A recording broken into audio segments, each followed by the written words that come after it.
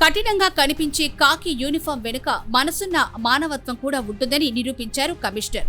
అవునండి, ఎప్పుడు ఏదో ఒక పనిలో బిజీగా ఉండే ఓ కమిషనర్ రోడ్డుపై గాయాలు పడి ఉన్న దంపతులను చూసి వెంటనే తన వాహనాన్ని ఆపి వారికి సేవలు చేసిన ఘటన మన హైదరాబాద్ నగరంలో జరిగింది.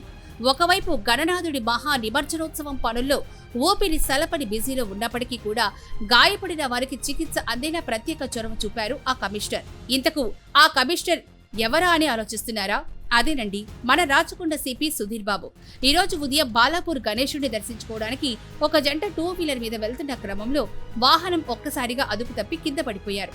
ఈ ఘటనలో వారికి గాయాలయ్యాయి.